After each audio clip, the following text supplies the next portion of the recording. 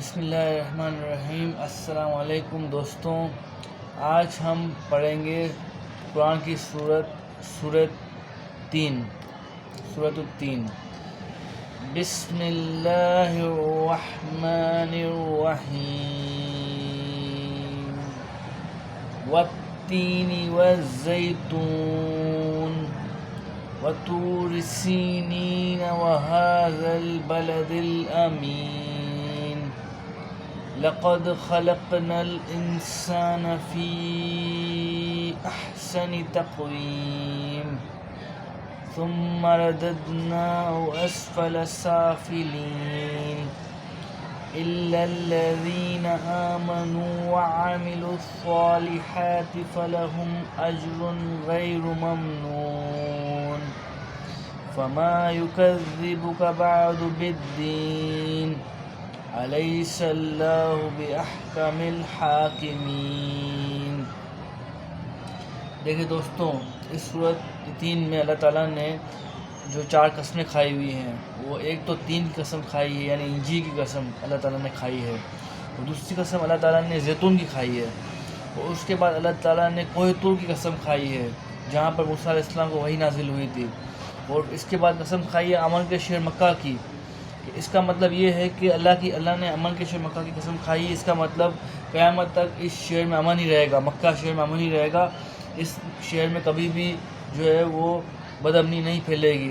اس کی وجہ سے اللہ نے اس شہر کی قسم کھائی ہے کہ اس امن والے شہر مکہ کی قسم۔ اور والتین والزیتون وطور سینین، کوہ طور کی قسم کھائی ہے، اللہ نے بڑی بڑی قسمیں کھائی ہے 4۔ اس کے بعد اللہ تعالیٰ نے فرمایا ہے کہ بے شک ہم نے آدمی کو اچھی صورت پر بنایا، یعنی انسان تو اشرف المخلوقات ہے، انسان اشرف المخلوقات ہے، وہ جیسے عمل کرے گا اس کو اسی لحاظ سے اس کی قدر ہوگی۔ اللہ تعالیٰ نے تو انسان کو اشرف المخلوقات پیدا کیا ہے، اب ہمارے اعمال پر ڈیپینڈ کرتا ہے، ہمارا اعمال پر انحصار کرتا ہے کہ ہماری دنیا میں کیا قدر ہونی چاہیے۔ لوگ کہتے ہیں کہ انسان کا قدر نہیں ہے، مسلمان کا کوئی مقام نہیں ہے، ایسا نہیں ہے۔ اللہ تعالیٰ نے انسان کو اشرف المخلوقات پیدا کیا ہے، اور اللہ تعالیٰ نے خود ہی گواہی دی ہے اس قرآن کی سورت کی اس آیت میں کہ بے شک ہم نے آدمی کو اچھی صورت پر بنایا۔ اس کا مطلب یہ ہے کہ جو ہم نے اپنے آپ کو نقصان میں ڈالا ہے وہ صرف اور صرف اپنے اعمال کی وجہ سے نقصان میں ڈالا ہے۔ اس لیے آگے صورت میں فرمایا، اس آگے کی آیت میں فرمایا ثم رددناه اسفل سافلین، پھر اس سے ہر نیچی سے نیچی حالت کی طرف پھیر دیا، یعنی ہمارے حالات اگر خراب بھی ہوتے ہیں، کچھ بھی ہوتا ہے، اس میں سب اللہ تعالیٰ کی مرضی سے ہوتا ہے، جو اللہ چاہتا ہے وہ کرتا ہے۔ الا الذین آمنوا وعملوا الصالحات فلہم اجر غیر ممنون، اس میں فرمایا گیا ہے مگر جو ایمان لائے، فرمایا گیا ہے ہم نے تو انسان کو اشرف المخلوقات پیدا کیا ہے، اللہ تعالیٰ نے تو اشرف المخلوقات پیدا کیا ہے انسان کو، مگر جو لوگ ایمان لائے اور اچھے کام کیے انہیں بہت ثواب ہے۔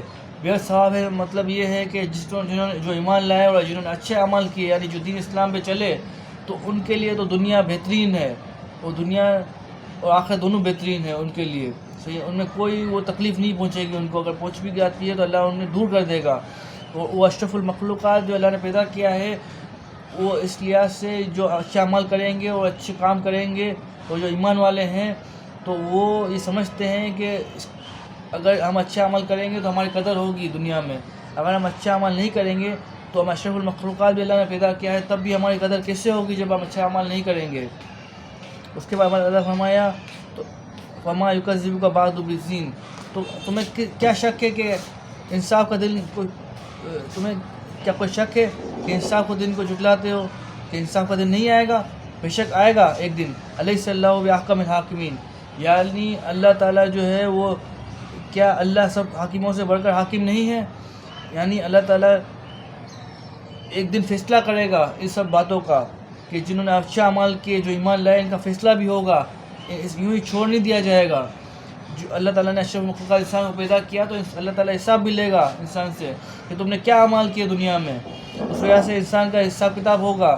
اور اس لیے اللہ تعالیٰ نے فرمایا کہ اللہ حاکموں سے بڑھ کر حاکم نہیں ہے، کہ دنیا میں جتنا بھی آپ کچھ بھی کر لیں، کسی کو دکھانے کے لیے کچھ بھی کر لیں، لوگ آپ کو تعریف کریں گے، برائی کریں گے، لیکن حاکم کون ہے؟ اللہ تعالیٰ ہے۔ وہ اللہ تعالیٰ فیصلہ کرنے والا ہے، آخری فیصلہ اللہ تعالیٰ کرے گا. جتنے میں اچھے عمل کر لیں اللہ تعالیٰ کو فیصلہ کرنا ہے. تو آخر چلے ابھی ہم آپ کا بہت بہت شکریہ کہ آج ہم نے بہت کچھ سیکھا اس صورت میں سے کہ انسان اشرف المخلوقات ہے اور ہمیں اچھے اچھے عمل کرنے چاہیے اور ہمیشہ ایمان کے ساتھ رہنا چاہیے اور ایمان کو اپنے کامل کرنا چاہیے. ایمان کامل کس طرح ہوتا ہے؟ یہ قرآن شریف پڑھنا، سیکھنا، سمجھنا، اس پر عمل کرنا، اس طرح ہمارا ایمان کامل ہوتا ہے. جتنا ہمیں دین کا علم ہوگا، ہم جتنا عمل کریں گے دین اسلام کے اوپر، اس طرح اتنا ہمارا ایمان کامل ہوتا جائے گا.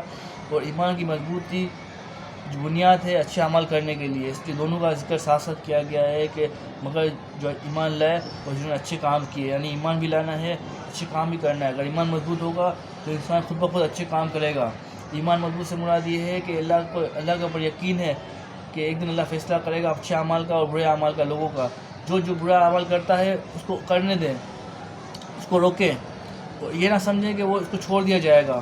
آپ برے اعمال سے بچیں.